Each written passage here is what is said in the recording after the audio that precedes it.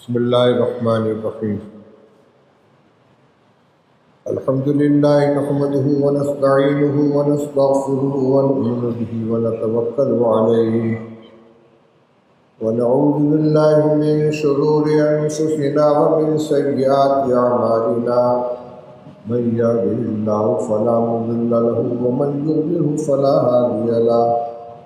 ونشهد أن لا إله إلا الله وحده لا شريك له ونشهد أن سيدنا ومولانا محمدا عبده ورسوله صلى الله تعالى عليه وعلى آله وصحبه وبارك وسلم تسليما كثيرا كثيرا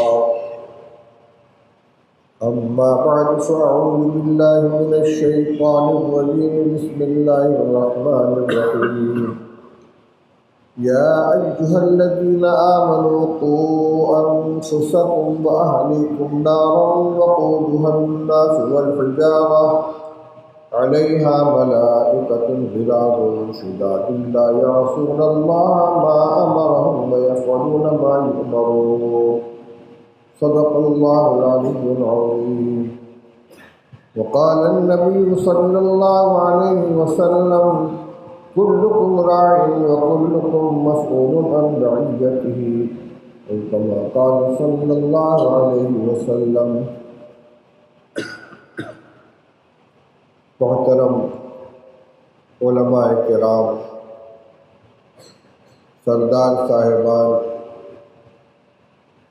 ذمہ دار اور سربراہ حضرات، نوجوان دوستوں، پیارے بچوں، کئی سال سے یہ معمول چل رہا ہے رمضان مبارک کے گزرنے کے بعد آپ حضرات کے درمیان تھوڑی دیر کے لیے حاضری ہو جاتی ہے اور کچھ دین کے سلسلے میں، اپنی ذمہ داریوں کے سلسلے میں مذاکرہ ہو جاتا ہے۔ میں نے ابھی آپ کے سامنے قرآن پاک کی ایک آیت اور نبی کریم صلی اللہ علیہ وسلم کی ایک حدیث پڑھی۔ آج کی اس مجلس میں اس سے متعلق کچھ بات عرض کرنا ضروری ہے، کیونکہ یہ وقت کا تقاضا ہے اور بہت اہمیت اختیار کر چکا ہے۔ اللہ جل شانہ ارشاد فرماتے ہیں، تمام ایمان والوں کو مخاطب کر کے بغیر کسی امتیاز کے، بڑا ہو چھوٹا ہو، عالم ہو جاہل ہو، مرد ہو عورت ہو، نیک ہو عام آدمی ہو، سب کو خطاب الذین آمنوا سے، جو بھی ایمان والا ہے سب کو خطاب کر کے اللہ تعالیٰ فرماتے ہیں، اے ایمان والو، اپنے آپ کو اور اپنے اہل و عیال کو اس آگ سے بچاؤ جس کا ایندھن انسان اور پتھر ہوں گے، جس پر ایسے سخت گیر سخت مزاج فرشتے مسلط ہوں گے کہ جو اللہ تعالیٰ کے حکم کی خلاف ورزی نہیں کرتے اور جو ان سے کہا جاتا ہے اسی کے مطابق عمل کرتے ہیں، یعنی ان سے کوئی زور زبردستی کر کے اپنے آپ کو بچا نہیں سکتا۔ فرمایا بچاؤ اپنے آپ کو اور اپنے اہل و عیال کو آگ سے۔ آگ سے بچانے کا کیا مطلب ہے؟ کیا کوئی زبردستی آگ میں کود رہا ہے ہمیں پکڑنا ہے؟ تو مطلب سیدھا سیدھا یہ ہے، اس راستے پر چلنے سے بچاؤ کہ جس کی منزل آگ ہے، جہنم ہے، جس کا انجام جہنم میں کا داخلہ ہے۔ یہ ذمہ داری ہر ایمان والے کی ہے۔ سب سے پہلے اپنی ذات کو بچائے، پھر اپنے اہل عیال کو بچائے۔ اگر ہر فرد اپنی ذات کے لیے اور اپنے اہل عیال کے لیے اس ذمہ داری کو اوڑھ لے اور پوری دیانتداری کے ساتھ اس کو ادا کرے تو کوئی گھر خالی نہیں بچے گا۔ سارا کے سارا معاشرہ انشاءاللہ اس آیت کی برکت سے سدھر جائے گا۔ ہر وقت اس پر نظر ہوگی کہ ہمارا کوئی عمل اللہ کو ناراض کرنے والا تو نہیں ہے، ایسا تو کوئی عمل نہیں کہ جو جہنم میں لے جانے والا ہو۔ یہ خطاب ہے تمام ایمان والوں کو، اور یہ ذمہ داری دی گئی ہے ہر مسلمان کو کہ اپنے آپ کو بھی بچاؤ، جہنم میں جانے والے راستے پر چلنے سے اہل عیال کو بھی بچاؤ۔ اس کے لیے کرنا کیا ہوگا؟ سب سے پہلی چیز یہ کہ بچپن میں بچوں کو دین سکھایا جائے، ان کو ایمان کی حقیقت بتلائی جائے، کلمہ نماز کی تعلیم دی جائے، قرآن پڑھنا سکھایا جائے، عقیدے کی اہمیت سمجھائی جائے، ایمان کی قدر و قیمت ان کے دل میں بیٹھائی جائے، ان کو یہ سمجھ میں آ جائے کہ ہماری سب سے قیمتی دولت ہمارا ایمان ہے۔ اللہ نے ہم کو مسلمان گھرانے میں پیدا فرما دیا، اس کا بہت بڑا احسان ہے۔ صحابہ کرام رضی اللہ تعالیٰ عنہ کو بڑی بڑی قربانیاں دے کر ایمان کی دولت ملی تھی، اور آج بھی اگر اللہ تعالیٰ کسی کے مقدر میں ہدایت لکھ دیتے ہیں اور وہ اپنا باطل مذہب چھوڑ کر دائرہ اسلام میں آتا ہے تو اس کو بڑی بڑی مزاحمتوں کا سامنا کرنا پڑتا ہے۔ خاندان کے لوگ دشمن ہو جاتے ہیں، محلے کے لوگ دشمن ہو جاتے ہیں، شوہر مسلمان ہو گیا تو بیوی مخالف ہو گئی، بیٹا مسلمان ہو گیا تو باپ مخالف ہو گیا، در بدر کی ٹھوکریں کھانی پڑتی ہیں، مکان جائیداد سے محرومی اختیار کرنی پڑتی ہے۔ اللہ کا شکر ہے کہ اس نے ہمیں اس طرح کی تمام آزمائشوں سے محفوظ رکھا، ہمیں مسلمان گھرانے میں پیدا کیا، پیدائشی طور پر ہمیں ایمان عطا فرمایا۔ اس ایمان کی حفاظت کریں، کیسے اپنی جو موجودہ سطح ہے اس کو باقی رکھتے ہوئے آگے بڑھانے کی کوشش کریں۔ اس لیے جو بچہ گھر میں پیدا ہو، جب سن شعور کو پہنچے تو اب اس کے ایمان کی فکر ہمیں کرنی ہے۔ آخر کوئی وجہ تو ہے، رسول اللہ صلی اللہ علیہ وسلم ارشاد فرماتے ہیں کہ بچہ جب 7 سال کا ہو جائے تو اس کو نماز کا حکم کرو، 10 سال کا ہو جائے نماز نہ پڑھے تو اس کو مارو، پٹائی کرو اس کی۔ حالانکہ بچہ مکلف ہوتا ہے بالغ ہونے کے بعد، عام طور سے 14-15 سال کی عمر میں بچے بالغ ہوتے ہیں، لیکن 7 سال کے بچے کو نماز کا حکم کیوں دیا جا رہا ہے؟ ابھی سے مسجد میں جانے کا عادی بن جائے، اللہ کے گھر میں حاضری دے، نماز پڑھے، سر جھکائے، نماز کے کلمات کو سیکھے، تاکہ ایمان اس کے اندر مضبوطی اختیار کر لے، اس کی جڑ بنا لے، تو ان کا دینی مزاج بنایا جائے، قرآن پاک پڑھایا جائے، کلمہ سکھایا جائے، اور ان کو سمجھایا جائے کہ ایمان تمہاری سب سے بڑی قیمتی دولت ہے۔ اللہ پر ایمان لانے کا کیا مطلب ہے، رسول اللہ صلی اللہ علیہ وسلم پر ایمان لانے کا کیا مطلب ہے، اسی طریقے سے تقدیر کیا چیز ہے، جنت جہنم کیا چیز ہے، جنت پر ہمارا ایمان، جہنم پر ہمارا ایمان، تقدیر پر ایمان، مرنے کے بعد دوبارہ زندہ ہونا ہے، اللہ کے سامنے حاضر ہونا ہے۔ آج ماحول بدل رہا ہے۔ بچپن میں ہم نے دیکھا کہ بچوں کو اس کے سامنے بات پر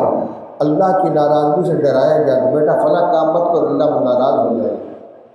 اللہ تعالیٰ ناراض ہو گئے، جہنم میں جلایا جائے گا، کسی کا سامان مت چھوڑو، جھوٹ مت بولو، جھوٹ بولو گے تو منہ جہنم آگ ڈال دی جائے گی۔ بچوں کی تربیت کی جاتی تھی، آج اتنے بڑے بچے کے ہاتھ میں تو موبائل تھما دیا جاتا ہے، اس کی تربیت کہاں سے ہوگی؟ اس کا دل و دماغ تو اسی کے اندر الجھ کر رہ جاتا ہے۔ تو سب سے پہلی ذمہ داری سرپرستوں کی ہے کہ بچے کو دین کی تعلیم دیں، کلمہ سکھائیں، دینیات پڑھائیں، قرآن پاک سکھائیں۔ اب آگے اگر اللہ تعالیٰ توفیق دے تو دین کی تعلیم میں اور آگے بڑھیں، حافظ بنائیں، قاری بنائیں، عالم بنائیں۔ ہر گھر کے اندر، ہر خاندان کے اندر ایک عالم دین کا ہونا ضروری ہے،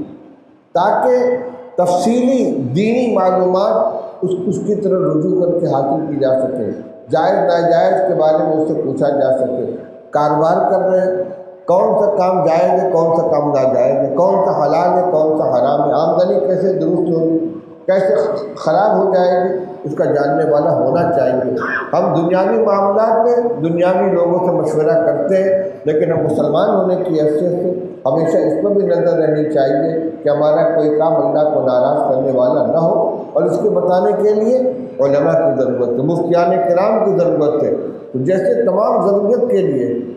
ہم افراد تیار کرتے ہیں، آج خوشحال گھرانوں میں بچوں کو پڑھاتے ہیں تو MBA کراتے ہیں،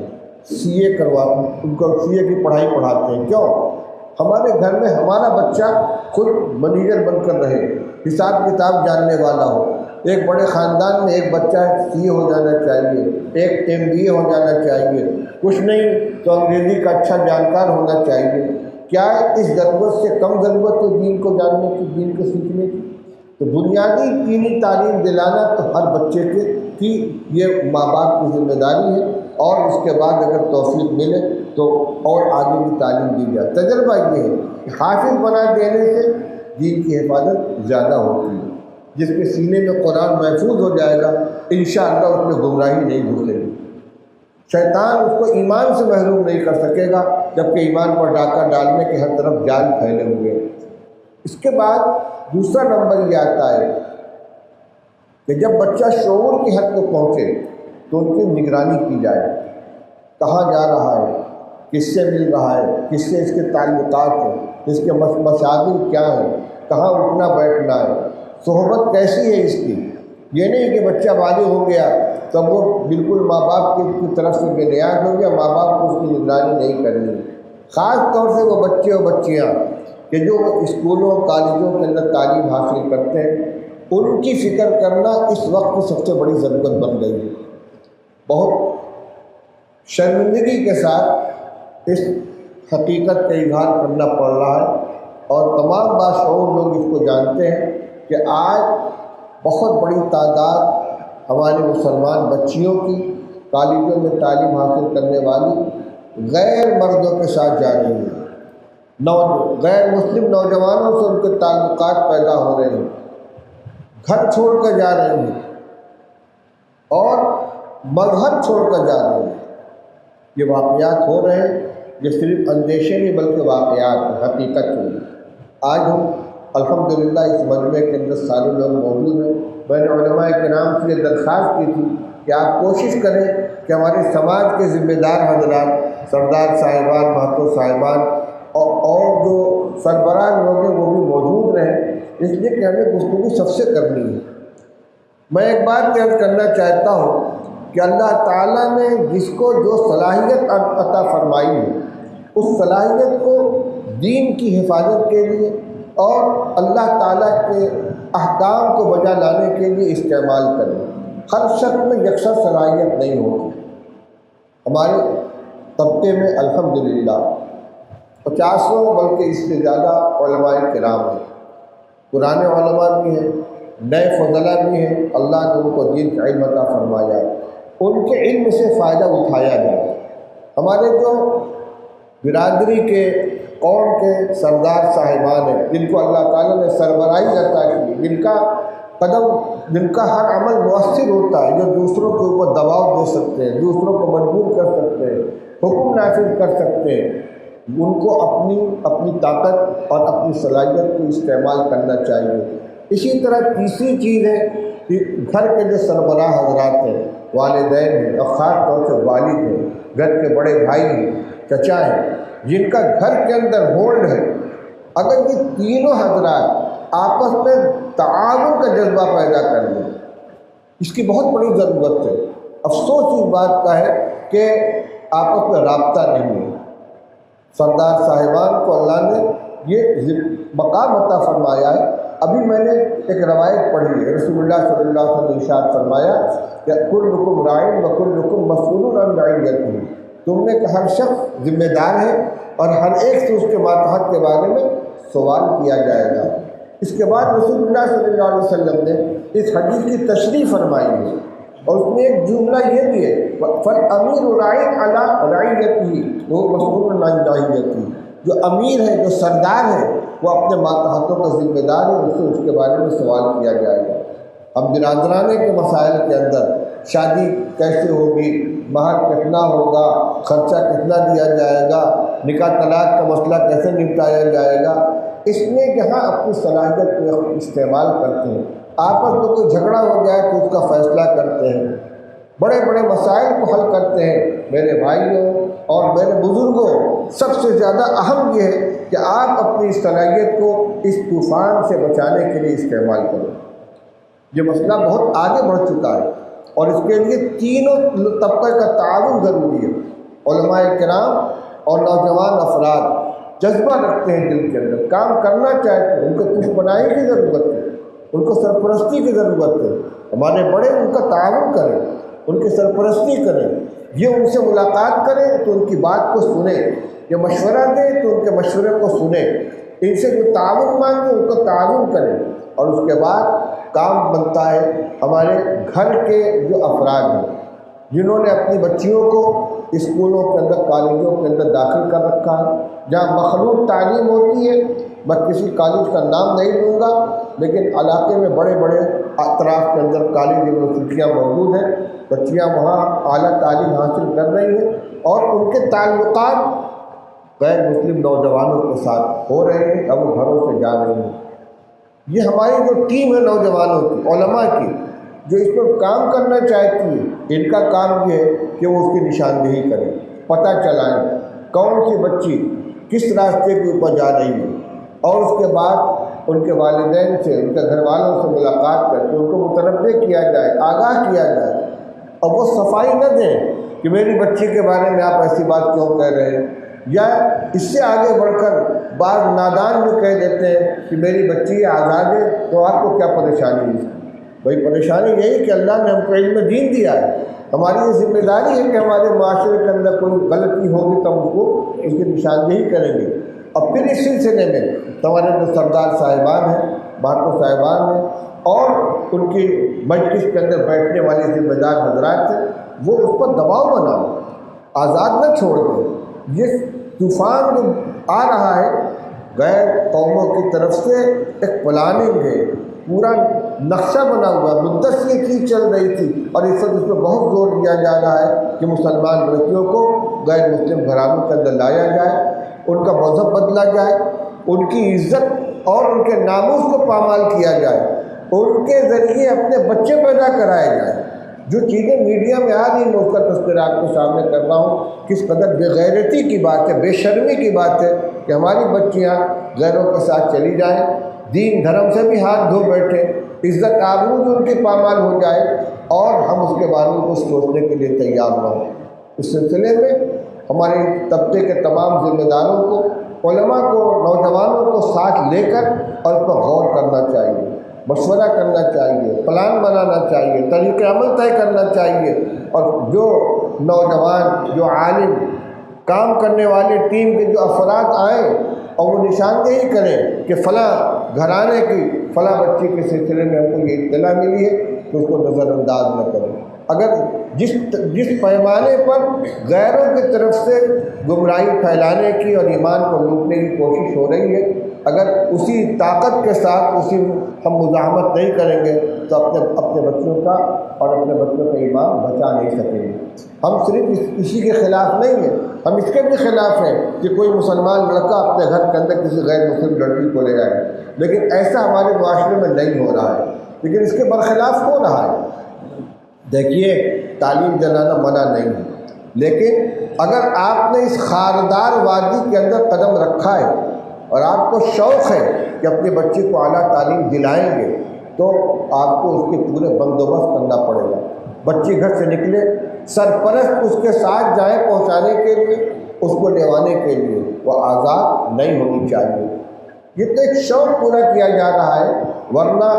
ہمارے یہاں بچیاں دفاتر کے اندر کام نہیں کرتی, ان کو ملازمت نہیں کرنی. ہمارا معاشرہ الحمدللہ خود کفیل ہے, گھروں میں ان کو اس کی ضرورت نہیں کہ خود کما کر لے آئیں, خرچ کریں. جس معیار کی بھی زندگی گزاری جا رہی ہے اس میں کمانے کی, خرچ کرنے کی ذمہ داری گھر کے مرد کی ہوتی ہے, عورت کی کوئی ذمہ داری نہیں ہوتی. ہاں گھروں میں عورتیں کام کرتی ہیں, ساڑی کے رنگ کی جال بنانی ہے, فال ٹاکنا ہے, یا اور جو گھریلو کام ہوتا ہے وہ عورتیں کر لیتی ہیں, مگر ان کو کسی دفتر میں جا کے ملازمت نہیں کرنی. اللہ نے یہ معاشرہ ہمیں عطا فرمایا ہے, اس لیے بلا ضرورت کالجوں یونیورسٹیوں کو داخل کرانا, ان کے ایمان کو خطرے میں ڈالنا, اس کی کوئی ضرورت نہیں ہے. مولانا اشرف علی صاحب تھانوی رحمۃ اللہ علیہ بہشتی زیور مرتب کی تھی اسی مقصد کے لیے کہ اگر بہشتی زیور کسی بچی کو اطمینان کے ساتھ پڑھا دیا گیا اور پھر بچی نے ہمارے مدرسوں میں درجہ 5 تک پرائمری کی تعلیم حاصل کر لی تو بقدر ضرورت ہندی, انگریزی اور حساب لکھنا پڑھنا اس کو آ جاتا ہے,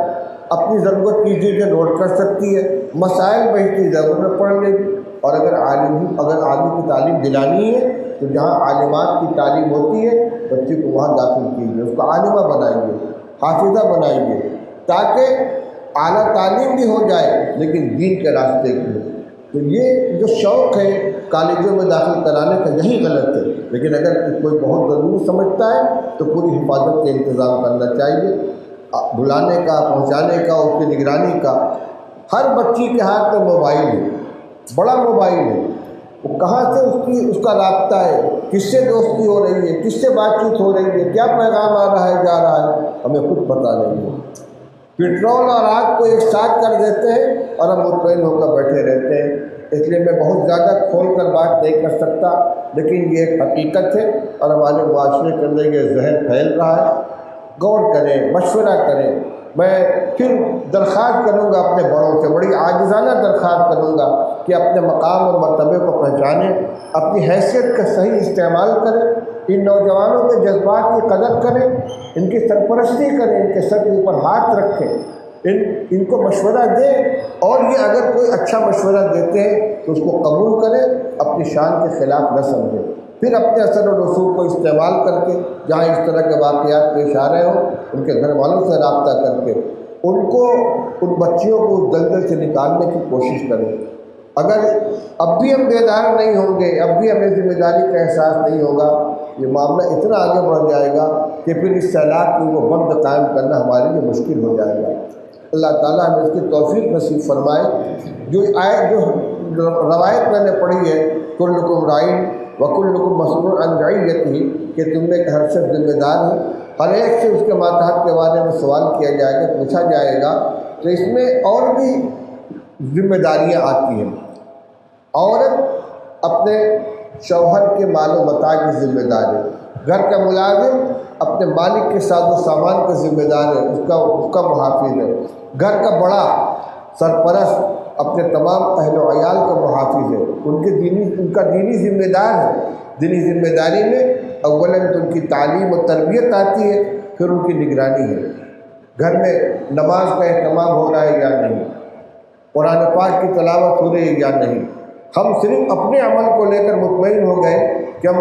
مسجد کے اندر بیٹھے ہیں، صبح شام کی تسبیح پوری کر رہے ہیں، جماعت میں چلہ بھی لگا رہے ہیں، دین کا کام کر رہے ہیں، گھر میں نماز ہو رہی کہ نہیں ہو رہی، یہ کوئی دینداری نہیں ہے۔ دین کا کام پہلے اپنے گھر سے ہونا چاہیے، اپنے گھر والوں کی فکر ہونی چاہیے۔ تو انفسکم واہلیکم نارا، اپنے کو بچاؤ، اپنے گھر والوں کو بچاؤ، گھر میں چراغ جلاؤ، پھر مسجد میں چراغ جلاؤ۔ اگر ہم باہر کی فکر کریں اور گھر کی فکر نہیں کریں گے، یہ محنت کسی کام کی نہیں ہے۔ میں باہر کی محنت سے منع نہیں کر رہا ہوں، اگر سب گھر میں بیٹھ جائیں گے تو باہر کی محنت بند ہو جائے گی، لیکن جتنی فکر اس کی کر رہے ہیں اس سے زیادہ فکر اپنے گھر میں ہونی چاہیے، گھر میں نماز کا اہتمام ہونا چاہیے۔ اسی طریقے سے یہ موبائل کی جو وبا ہے، یہ صرف اسکول پڑھنے والی بچیوں ہی کے لیے نہیں، گھر میں رہنے والے بچے نوجوان، یہ بے تحاشا جو بڑے موبائل کا استعمال ہو رہا ہے اور اس میں کوئی بندش نہیں ہے، یہ اس زمانے کا بہت بڑا فتنہ ہے۔ بعض لوگ اس کو کہتے ہیں کہ اس زمانے کے سب سے بڑا یہ شیطان ہے۔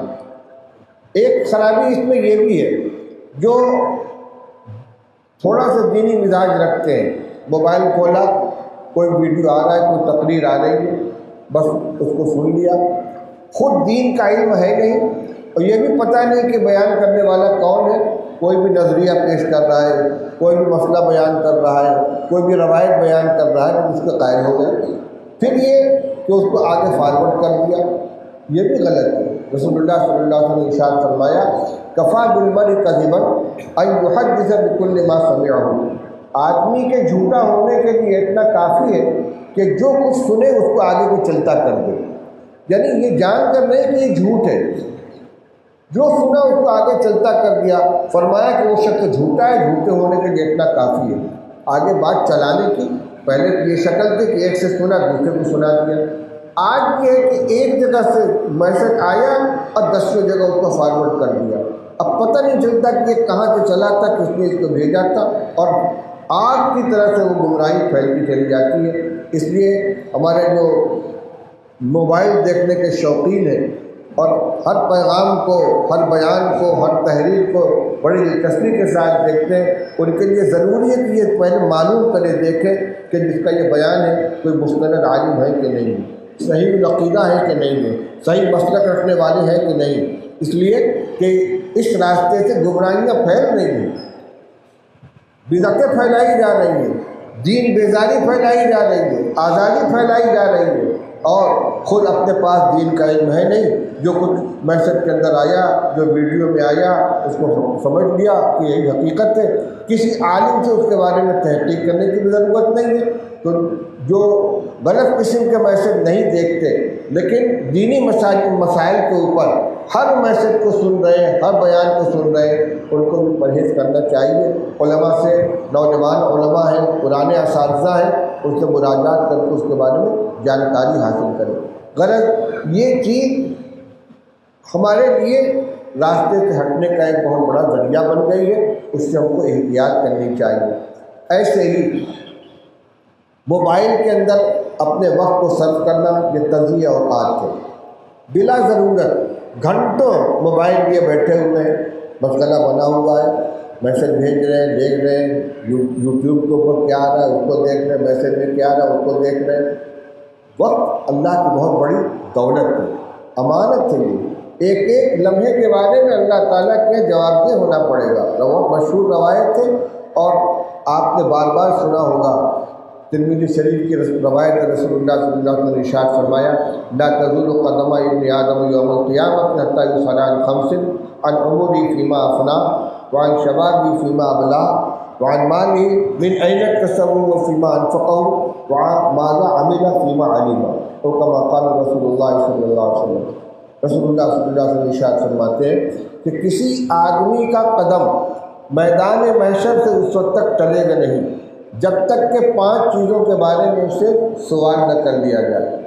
اور جب سوال کیا جائے گا تو جواب بھی دینا پڑے گا، اور جواب وہاں رٹا ہوا نہیں چلے گا کہ دنیا سے ہم کو جواب تیار کر کے لے جائیں، وہاں جا کے سنا دیں۔ جواب وہی آئے گا جو حقیقت ہوگی۔ سوال کیا کیا ہوگا؟ عمر کس چیز میں گزاری؟ تو مطلب یہ ہوا کہ پوری عمر اللہ کی طرف سے امانت ہے ہمارے پاس، اور اس کو کہاں گزارنا ہے، کس کام میں صرف کرنا ہے، ایک ایک لمحے کا جواب دینا پڑے گا۔ وعن شبابی فیما ابلا، نوجوان سن لیں، جوانی کے بارے میں خاص طور سے سوال ہوگا کہ زندگی کا جو سب سے قیمتی زمانہ تھا، جس میں امنگیں جوان ہوتی ہیں، حوصلے بیدار ہوتے ہیں، قوت عمل اپنے عروج پر ہوتی ہے، کام کرنے کا جذبہ ہوتا ہے، شوق ہوتا ہے، اس وقت میں اس جوانی کو تم صحیح جگہ استعمال کر سکتے تھے، تم نے کہاں گزارا ہے؟ حدیث میں فرمایا گیا کہ عرش کے سائے میں 7 قسم کے لوگوں کو جگہ ملے گی، جس دن اس سائے کے علاوہ کوئی سایہ نہیں ہوگا، اور سورج سوا نیزے کے فاصلے پر چمک رہا ہوگا، اور بھیجا دماغ کے اندر اس طرح کھول رہا ہوگا جس طریقے سے پانی ہانڈی کے اندر کھولتا ہے۔ اس وقت جن 7 قسم کے خوش نصیبوں کو سایہ عرش میں جگہ ملے گی، اس میں ایک شاب نشا فی عبادت اللہ، وہ نوجوان بھی ہوگا کہ جس کی نشو و نما، جس کی اٹھان اللہ کی عبادت و بندگی کے اندر ہے۔ یہ سب سے قیمتی زمانہ ہے۔ رسول اللہ صلی اللہ علیہ وسلم نے ارشاد فرمایا ہے، اغتنم خمسا قبل خمس، 5 حالتوں سے نفع اٹھا لو، 5 حالتوں سے پہلے۔ اس میں یہ بھی فرمایا عن شبابی قبل حریمی، آدمی کو چاہیے کہ اپنی جوانی سے فائدہ اٹھائے بڑھاپے کے آنے سے پہلے۔ تو جوانی کا زمانہ ہمارے نوجوان دوستوں بہت ہی قیمتی ہے، اس میں اگر کمائی کر لو گے آخرت کی، یہ کام آئے گا، وہاں سرخروئی بھی حاصل ہوگی، اللہ کے یہاں عزت حاصل ہوگی، اور پھر یہی بنیاد بنے گا زندگی کے آگے کے مراحل کے اندر۔ جس کی جیسی جوانی گزرتی ہے ویسے ہی اس کا بڑھاپا گزرتا ہے، ویسے ہی ادھیڑ عمر گزرتی ہے، اور جو جوانی میں نہیں سدھر سکا آگے کی بھی اس کی امید نہیں ہے۔ طاقت تو کم ہو جائے گی لیکن جذبات اسی طریقے سے خراب رہیں گے۔ اس لیے نوجوان ہمارے اپنے وقت کی قدر کریں۔ تو میں یہ کہہ رہا تھا کہ اللہ تعالیٰ کے یہاں 5 سوالات جو ہوں گے، اس میں ایک سوال یہ ہوگا عمر کہاں گزاری، ایک سوال یہ ہوگا جوانی کہاں گزاری، ایک سوال یہ ہوگا مال کہاں سے کمایا۔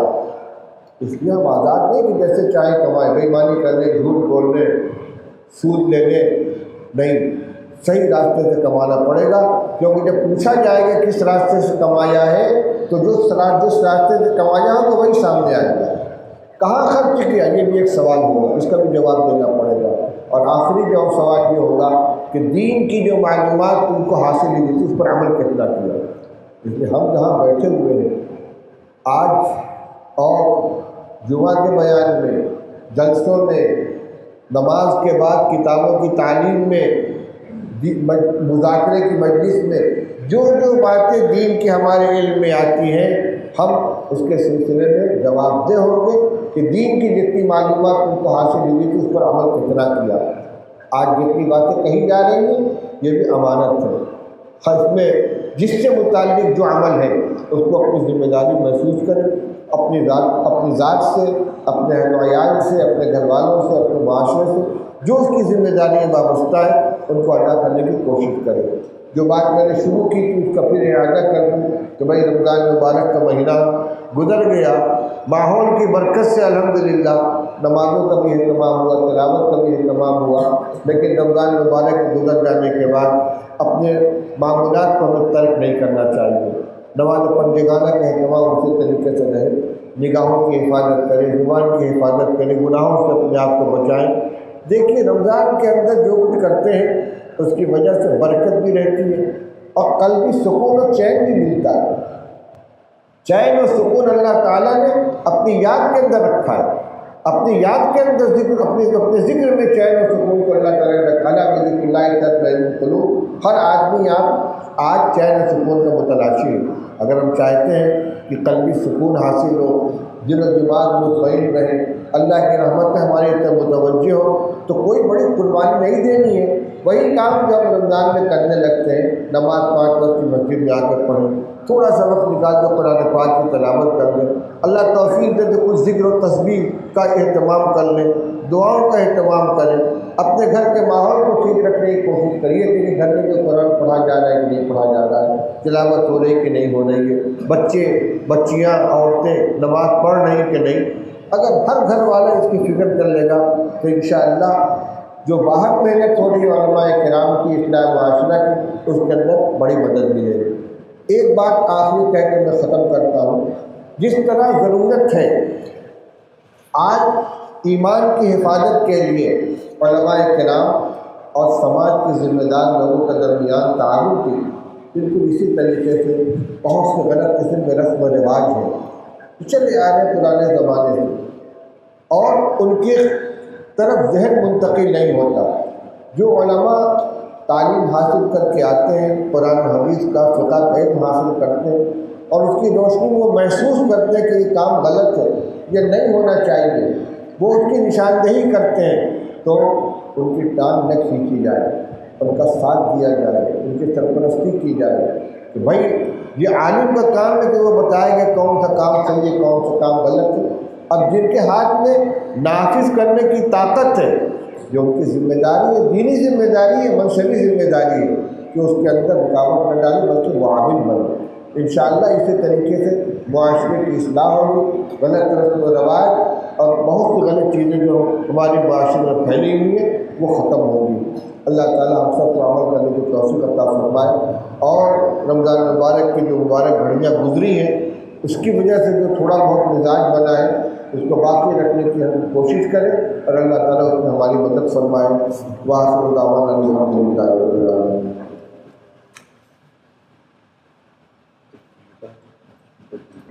بھائی